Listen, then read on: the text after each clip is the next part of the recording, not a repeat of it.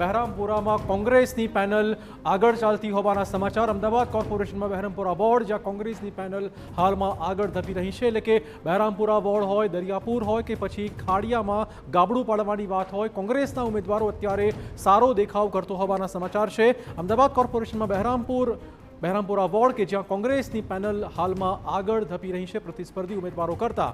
અનેક સમાચાર મહેસાણાથી આપને આપી દઈએ। મહેસાણામાંથી અપડેટ મળી રહ્યું છે। કોર્પોરેશનના વોર્ડ નંબર 7માં ભાજપની પેનલ જીતી ચૂકી છે।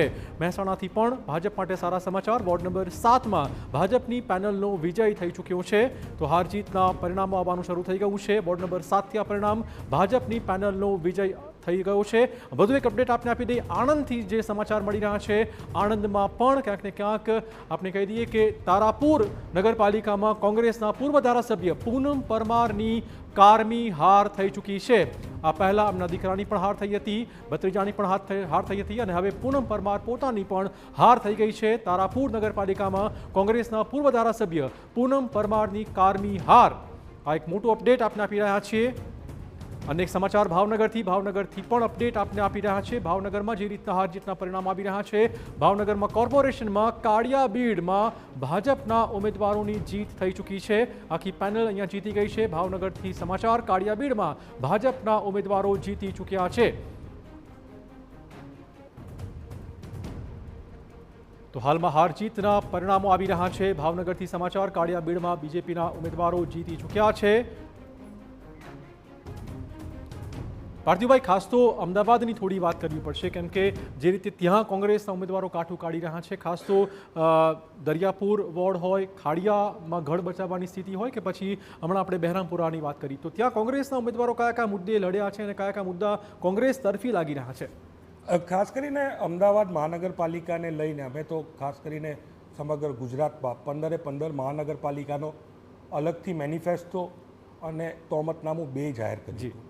અમદાવાદની ખાસ કરીને વાત કરીએ તો અમદાવાદમાં કટકી કમિશન ખોરીના જે ઉત્કૃષ્ટ ઉદાહરણ તરીકે જે આપણો હાટકેશ્વરનો બ્રિજ ઊભો છે, ટ્રાફિક કન્જેશનનો ઇસ્યુ હોય, સાથે સાથે રોજગારીના મુદ્દા, અલગ અલગ અનેક મુદ્દાઓ પર રોડ રસ્તાની વાત આવે, વરસાદી પાણીના નિકાલની વાત આવે કે વરસાદ પડે અને આપણા રોડ સ્વિમિંગ પુલમાં બદલાઈ જાય એવી પરિસ્થિતિની વાત આવે, આવા અલગ અલગ મુદ્દાઓને લઈને અમે પ્રજા વચ્ચે ગયા છે। દરેક વોર્ડના અલગ મુદ્દાઓ હતા, દરેક વિસ્તારના અલગ મુદ્દાઓ હતા, તેને ધ્યાનમાં રાખીને અમે પ્રજા સમક્ષ ગયા છે।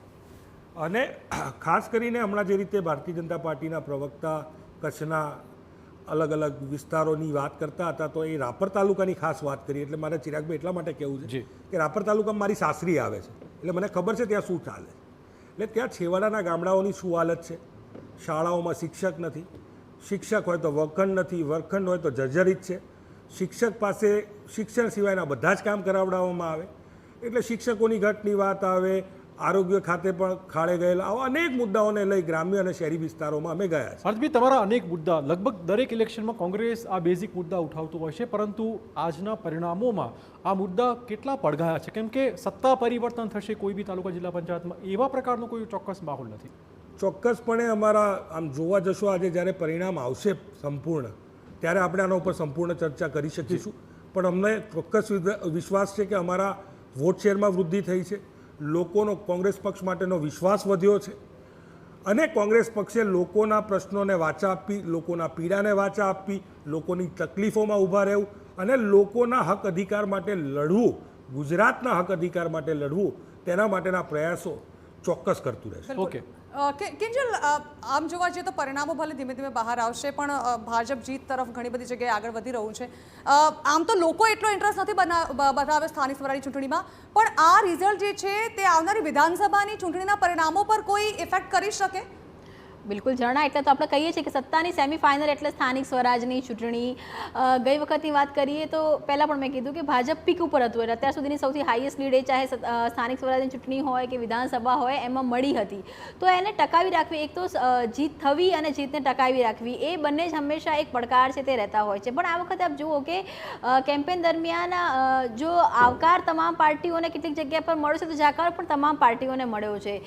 જે મુદ્દાઓ છે, કેમ કે ગ્રાઉન્ડના મુદ્દાઓ પર આ વખતે આખી ચૂંટણી છે એ લડવામાં આવી છે. હાલાકી જો ભાજપની વાત કરવામાં આવે તો આપણે વિકાસની વાત કરી હતી, પરંતુ એ વિકાસ પર સવાલો વિપક્ષ દ્વારા પણ ઊભા કરવામાં આવ્યા હતા. તો જનતાએ નક્કી કરવાનું હતું કે રોડ રસ્તામાં જે ખાડા પડ્યા હતા એ કેટલા તેમને મંજૂર હતા, લાઇટ જે સમયસર 24 કલાક આવી રહી છે અથવા તો નથી આવી રહી એ તેમને કેટલી મંજૂર હતી, પુલ અથવા બ્રિજની જે બાબતો સામે આવી, એટલે કે સમસ્યા અને સમાધાન એ બંને નક્કી જનતાએ કરવાનું હતું. વોટ રેશિયો ચોક્કસ જે રીતે પાર્થિવભાઈ પણ કહી રહ્યા છે કે જે આવી રહ્યું છે મેન્ડેટ એની અંદર જોવા મળી રહ્યું છે કે વોટ રેશિયો છે તે વધી રહ્યો છે. કેમ કે આ વખતનો જે એક જણા પ્રયાસ હતો પરિવર્તન કે પુનરાવર્તન, તો ભાજપ માટે એક સતત ચેલેન્જ હતી કે પોતે જે બેઠકો જીતી છે મહાનગરપાલિકા હોય કે નગરપાલિકા હોય કે જિલ્લા પંચાયત હોય તેને ટકાવી રાખવી.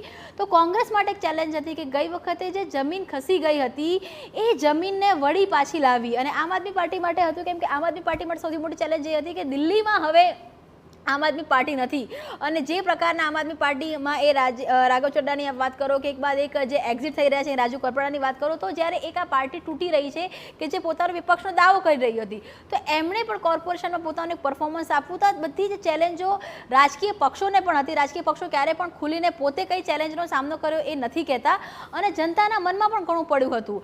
કેમ્પેન આપ જુઓ તો કેમ્પેનની સ્ટાઇલ બદલાઈ ગઈ હતી, ડોર ટુ ડોર કેમ્પેન કરતાં ક્યાંક ડોર ટુ ડોર કેમ્પેન થયા તો ક્યાંક મિટિંગ્સ થઈ, તો ઘણા જે આખી એક પેટર્ન હતી એ ચેન્જ થઈ ગઈ, મુદ્દાઓ ચેન્જ થઈ ગયા. મેં ફરી કીધું કે હિન્દુ મુસ્લિમના મુદ્દા ક્યારે સ્થાનિક સ્વરાજની ચૂંટણીમાં જોવા નહોતા મળ્યા એ જોવા મળ્યા, તેની સાથે જ હવાલા કાંડ સ્થાનિક સ્વરાજની ચૂંટણીમાં જોવા નહોતો મળ્યો એ જોવા મળ્યો.